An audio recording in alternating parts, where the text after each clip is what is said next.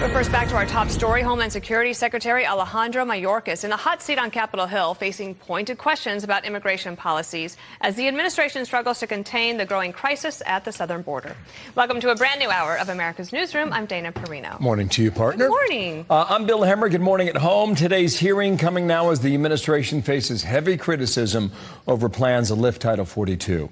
That pandemic policy allowed the rapid expulsion of migrants who tried to enter the country illegally. Mayorkas reportedly telling lawmakers he's concerned about ending it amid predictions it could overwhelm the border agents with nearly 18,000 crossings a day. Whew. Arizona's AG is Mark Brnovich. He joins us in a moment. But first, Aisha Hasni has the news live on Capitol Hill as we get ready for that hearing there. Aisha, good morning.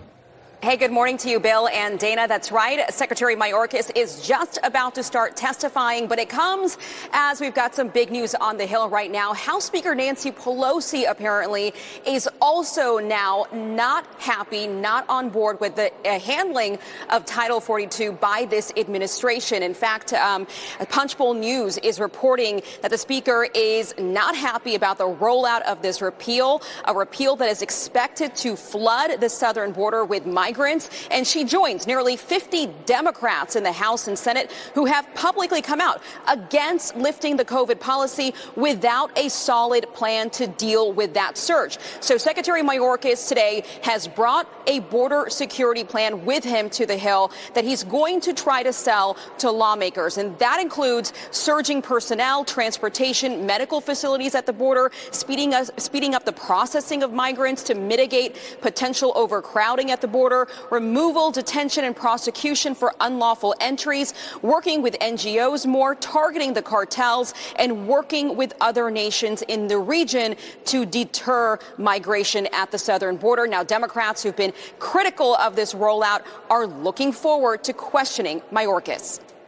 How do you reverse something and sort of know that you're going to have thousands of people coming over the border without a detailed plan to deal with it? So I'm glad that there's something out there. I haven't read the details. I'm looking forward to getting into it and seeing what it says. Yeah, it's going to start in just a couple minutes here. A federal judge, by the way, has temporarily blocked the Biden administration from ending Title 42. But Republicans on the Hill, they are not satisfied with just that. A bill, they are demanding a vote. They want a vote to extend this COVID policy. And with all of these Dems that are, so to speak, on their side, Secretary Mayorkas has a tough sell today. He's got to sell his plan. Bill? Could be heated. We're watching. Thank you, Absolutely. Aisha Hasni, with the reporting on the Hill. Dana? Join us for more on this, Arizona Attorney General Mark Brnovich. We had Representative Dan Crenshaw on the show last hour. I want to play for you what he talked about. So one of the things is when they talked about their plan yesterday, it seemed like that was basically just following the law that's on the books. Listen here. Is he going to stand up to the administration and say, look, I have to do my job. You asked me to be Department of Homeland Security Secretary, and I need to do my job or I'll resign. He's going to either have to do that or he will face impeachment by Republicans. They can't whitewash this anymore either. And the American people, their eyes are wide open to it. They're sick of it. I know that you were party to the lawsuit that has blocked Title 42 for now. What do you expect to hear, or what will you be listening for today during this testimony?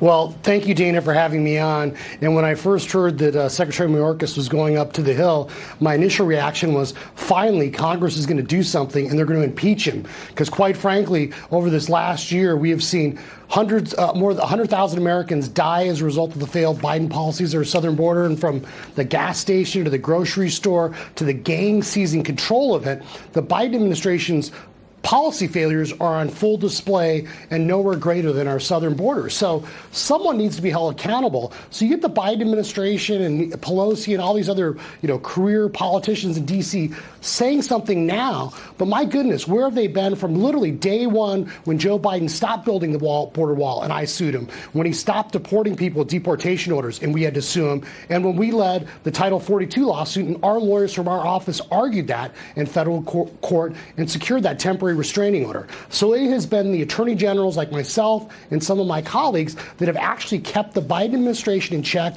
and stopped further damage from this country. So it's time for people like Secretary Mayorkas and whoever else in D.C. to stop talking and actually put the priorities of American taxpayers first. Well, honestly, sir, we really don't know what the damage is as of today.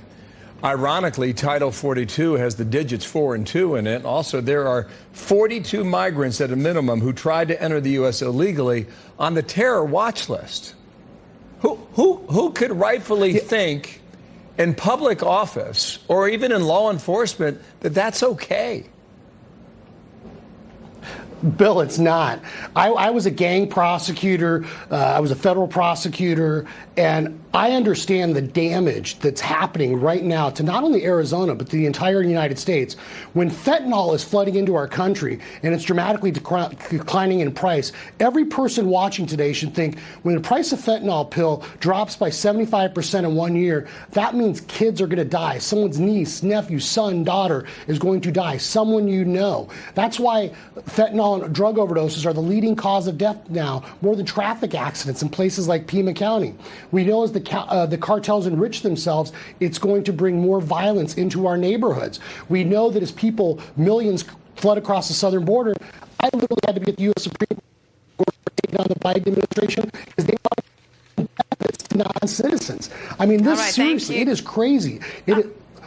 Thank you, Dana. Mr. Attorney General, thank you so much.